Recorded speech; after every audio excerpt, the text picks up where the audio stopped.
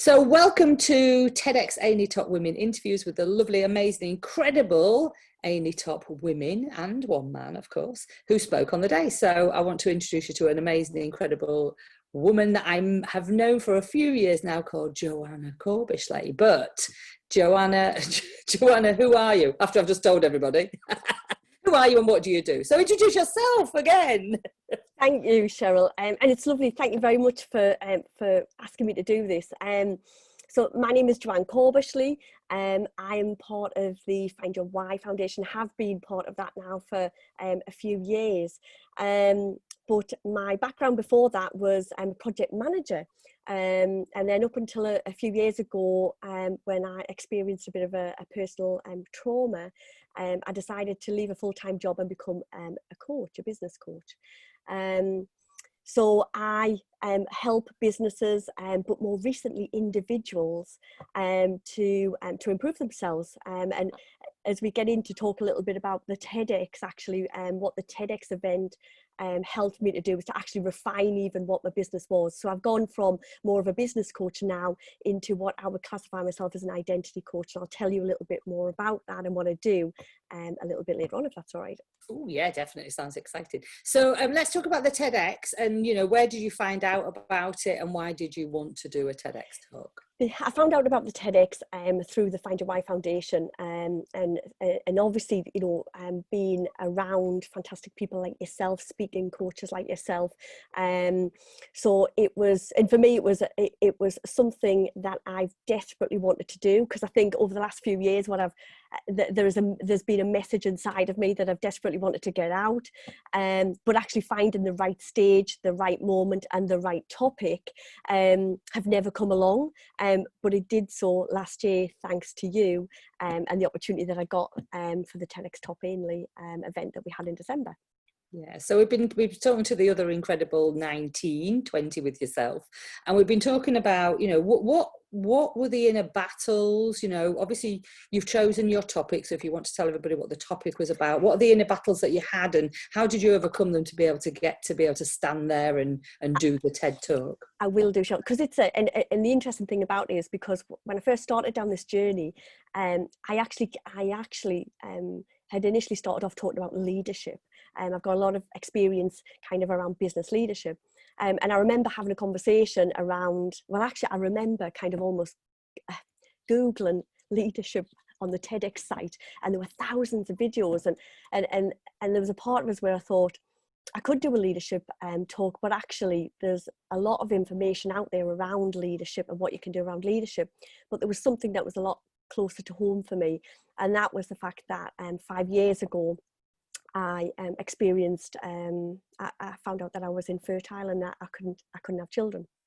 So it's not a topic that a lot of people like to talk about, if I'm honest. And certainly 5 years ago, it certainly wasn't a topic that I was willing or ready or even able to talk about. So for me, it was an opportunity to share my story, and perhaps even to give some guidance to other women out there, and men actually, because men experience fertility as well, as to kind of, you know, how you can come through that journey and come out the other side, as I did, without a child, but still have a meaningful life. And it's interesting that you talk about what struggles did I have, because this topic has been something that's been really, really difficult for me to talk about for a long time. And actually, at one of our speaking events with yourself and also with Marion and all your colleague, one of the biggest things was I couldn't actually finish talking about the story without crying. And I remember that vividly, doing some tapping on me to try and actually even just speak what the story was about. So for me, the inner battle was about, here I've got this incredibly personal story that I think is quite an important message to share to a lot of people out there, but how do I get it out in a manner that doesn't leave me exposed personally? So I didn't want to break down on the TEDx stage, but I do it in a manner that's positive, because there is some positives around that I've kind of come to terms with, and then it comes out right. So one of the things, as you'll know, Cheryl, I'll share with you, is So the challenge for me was to actually tell my story in a manner that wasn't emotional, but that was, you know, but got over the seriousness of what the subject was. And I'll always go back to that phone call that you that you shared with us after I'd submitted my video, which was around, Joe, I really have a chat with you about this, because when I listened to your video about your story, even though I know it's incredibly sensitive and incredibly difficult, there's just the energy there is just not right, and you know, and I know that's not the story that you want to tell, and I know that's not the way in which you want to tell it. I think you said something maybe a little bit more blunter than that, actually. I don't know if you can remember what the words were. I think it was, I think I want to kill myself, actually. No, but you know, and that's what I needed to hear, Cheryl, because that was part of the, you know, I needed to do something about that. And that's one of the beautiful things that's come out of my TEDx story and the coaching, right, that you and also Marion kind of helped me with, was around that. It was, you've enabled me to share my story in a powerful way that was meaningful to me, and has helped other people, because I've had feedback that it's helped other individuals. And we did it in a sensitive way. So thank you for that. I can't thank you enough for that. Oh no, thank you for being open, because of course, you know, the situation that we have, you know, I can imagine, you know, a project manager in construction. I know your story, of course, now, you know, surrounded by men, you know, could be good, could be bad, could be indifferent, of course, but you know, in that energy all the time, you know, and then, you know, maybe like me, because I was in corporate for a long time, you know, you kind of turn into the man you should have married sometimes. When you take on that energy, because you are, is it Jim Rohn, you know, you're the average of the 5 people you hang around with, so you kind of take on that energy. So yeah, right. To be able to do that, you know, potentially, you know, being vulnerable, but vulnerable with a capital V, I say, as in, you know, for victory. You know, you could be empowering yourself as well as others, rather than vulnerable, you know, meaning what I used to think vulnerable was associated with, which is weak, of course.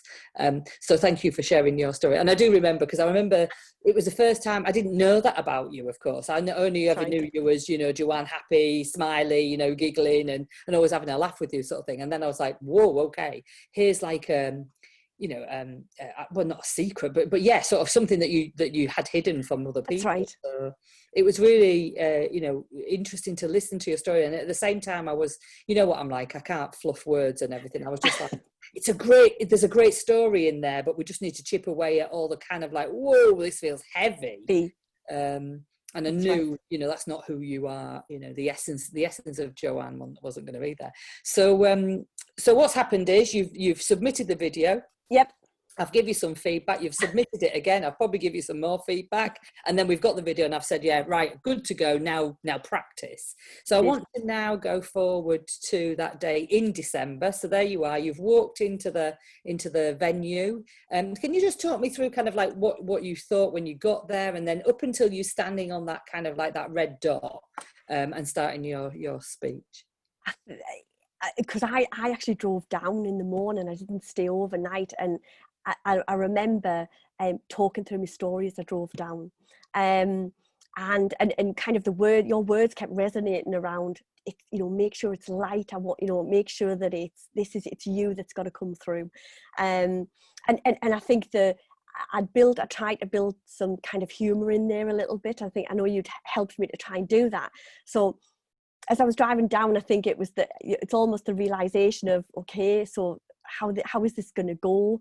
And feeling probably under quite a bit of pressure to make sure that I not just did myself proud, but I think in some sense, Cheryl, that I did you proud as well, because I think that, you know, it was a fantastic story that you have helped me to kind of construct and to shape and to mold. So as I walked into that, into the place on Friday, and to see everyone there, to see the other 18 speakers, was fantastic, because there was a camaraderie and everyone was pulling together, and a real sense of just about to do something really special, if I'm honest. Yeah. So and kind of pulling, you know, I remember pulling the doggy bags together for the people who were going to come, right? So, you know, our kind of little mementos to them to say thank you for listening to our special stories, and then going to have hair and makeup done, and then finally being there with Martin Sharp, who had done our mics up, and almost that kind of being introduced, and then that gentle push at the back of me back, and thinking, shit, this is it. I'm on. And it was, what an amazing, because I think the thing that sticks with me and will stick with me forever is, it feels like it's the walk. It feels like it's the walk of, like, not the walk of shame, but it's like the walk of, like, to that you like think, am I going to get there? Am I going to get there? And then when you turn and you face the audience, I think the thing that I wasn't prepared for, I hadn't prepared myself for, was of course the lights. So, and I think it's probably one of the most daunting things. I suppose it depends on how you are as a speaker, and I know obviously you're an incredibly experienced speaker, and I'm still quite early in my journey, but I think I'm one of these speakers who I find comfort in the audience. I kind of feed off the audience. So to turn and to see the lights, and then to not be able to see the audience was almost a yeah. And then but then it kind of, I started, and then it just came, and it was an amazing experience. It was a once in a lifetime experience for me, once in a lifetime. So you made a dream come true, so thank you. Oh, you're welcome, and thank you for sharing. So then you know, obviously it was Friday the 13th. You know, I like to choose dates that are different, and we kind of went into Christmas after that, didn't we? And then it's like the first week in January, and we start to see that some of the talks have you know, started to be you know, approved, because obviously there's a difference between doing a TEDx talk, and there's a difference between doing a TEDx Women, you know, and it's been approved by TED. That's and of course, right. I was like, you know, I'd worked on a process that I was hoping that would be right for TED.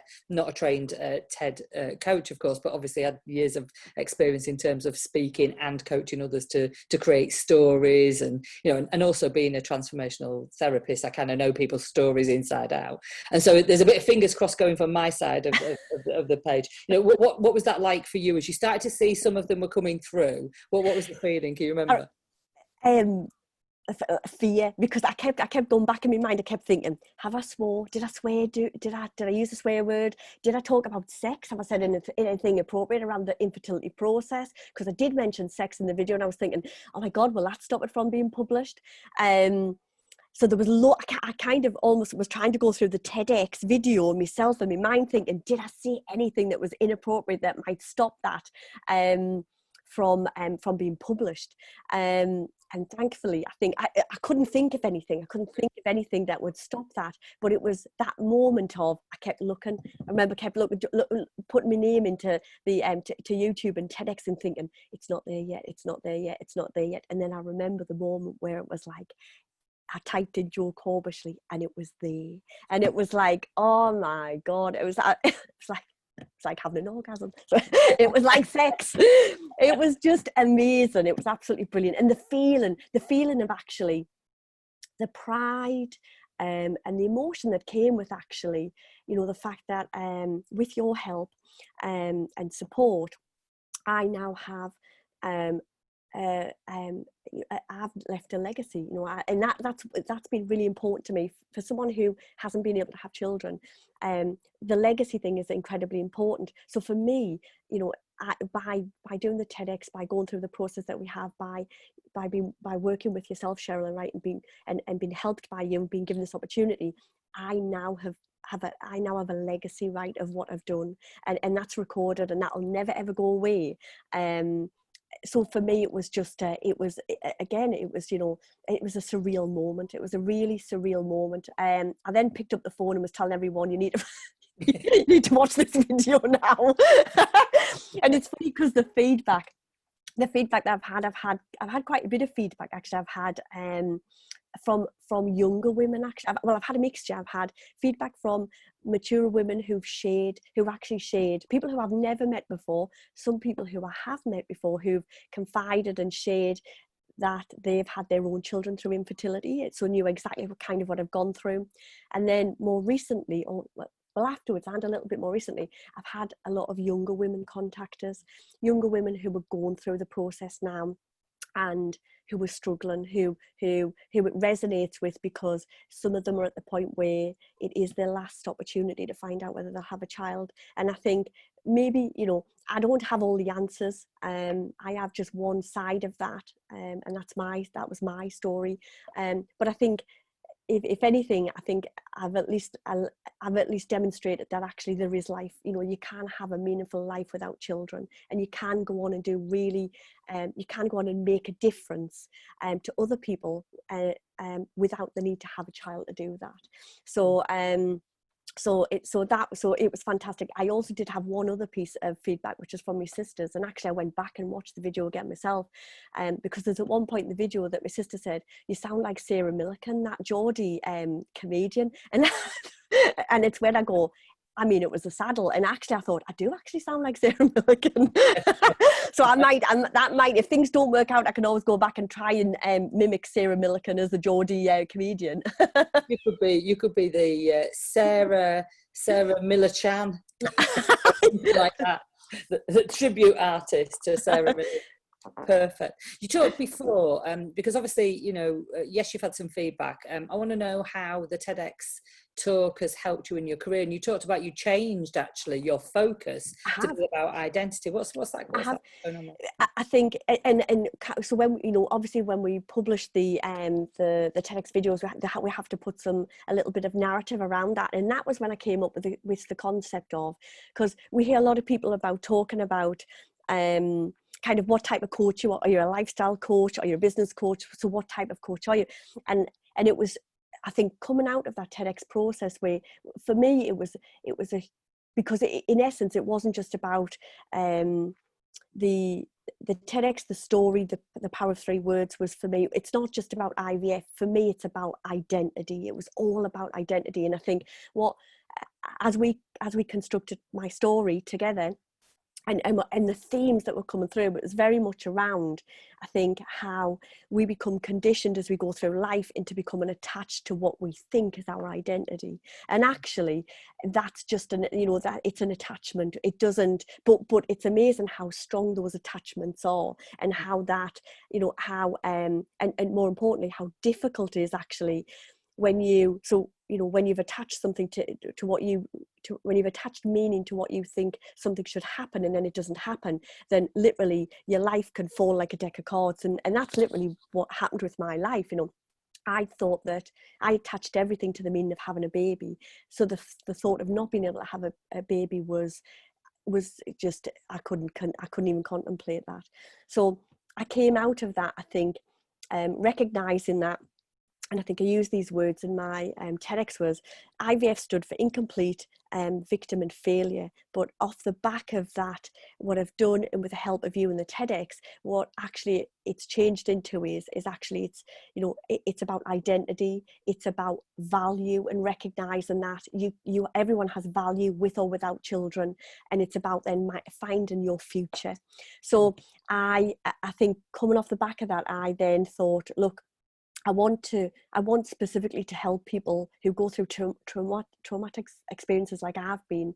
I want them to understand that it's about how we perceive ourselves. It's about our identity. So I've now badged myself as an identity coach. Nice. I have been on. I've looked at some personality profiling tools that you can use. So I've become qualified as an I3 profiler, which is more specifically around kind of leadership. Although it's a tool that is originally based as a marriage guidance tool, and it's about helping relationships. But it's about awareness, really. It's about who you are as an individual, what traits you have, and therefore what are some of those attachments that you might have, and that you might just have to be mindful about. So off the back of that, I've trained as an I3 profiler, and I now work with individuals who are kind of struggling in life, struggling maybe with a job, struggling with the marriages, to just get an understanding of who they are as a person. So what kind of things, what kind of traits do they have, and how can we use those to best effect? And it's been really it's been a really interesting journey because it's helped me learn a lot about myself, and I understand now why I think I went through the experiences I did through my infertility, but more importantly, it's helped other individuals just to find out more about themselves and to explore more about themselves. So it's been a really rewarding time for me. Brilliant, good stuff. And I know we were talking just before we started the interview, that in terms of personal sides of things in your life, you know, you're looking now to move potentially further up north and have a dream situation happening there that you shared before. It is. I mean, I'm again part of the fabulous Find a Why Foundation. When I came, I spent some time with you and Marion in February, and my why, I think I had an idea of what my why was, and it was around helping people to find their place in life. And I think that's where the identity comes. So if you know who you are, then you can find your place in life. That's something I've always struggled with throughout my life. I've always kind of stood out and thought, am I the odd person out here? And maybe I have been, but so my why was to provide a safe space for people to find their place in life. So I have a vision board which I created off the back of our Find Your Why Foundation, and on that vision board is a farm with animals, because again, part of my recovery process was about grounding myself and coming back to nature. So my husband and I are looking at a farm in Scotland, 120 acre farm in Scotland, which we'd like to buy and then to make into a place where people can come and recover from and find their place, you know, whatever that is. So that's what the plan is going to be. Excellent. So thank you for sharing. Thank you for taking time out of a really busy schedule. So finally, what would you say to anybody who's looking to try and get their message or their ideas out there? What would you say? I think for me, that, you know, the best way to do it is without a shadow of a doubt, and the most impactful way to do it is through obviously doing a TEDx.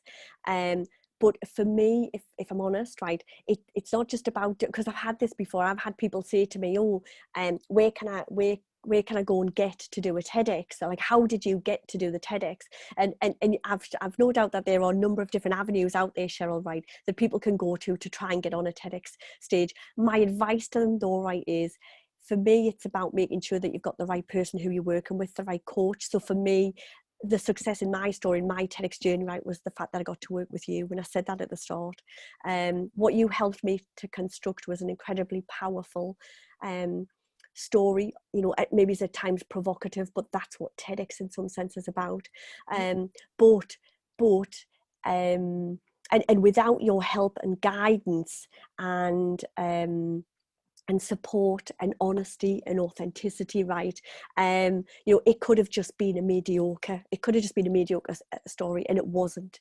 It was an amazing story, which not only has given me kind of the platform and the springboard to move my career on with, but also on a personal note, right, was very cathartic for me, Cheryl, you know, because it was I believe it was part of my recovery process. So my advice to anyone who wants to do a TEDx is to find the right coach, the right speaking coach, which is you're not just an amazing speaking coach.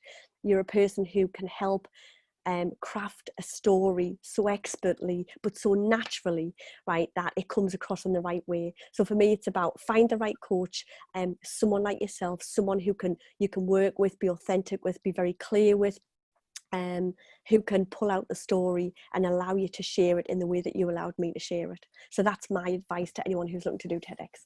Brilliant. And of course, we would like people to either contact you if they want to know about identity coaching, and of course to watch your TEDx talk. And your TEDx talk is called The Power of 3 Words. Power of 3 Words. Brilliant. Thank you so much, Jo. Thank you, ladies and gents, for listening. Please pop along and go see the TEDx AinleyTopWomen speaking, which took place on the 13th of December 2019, a day when we were all allowed to be in the same room together. What a happy memory that was. So thank you for listening. Thank you for taking your time. See you soon. Thank you. Bye-bye. Thank you.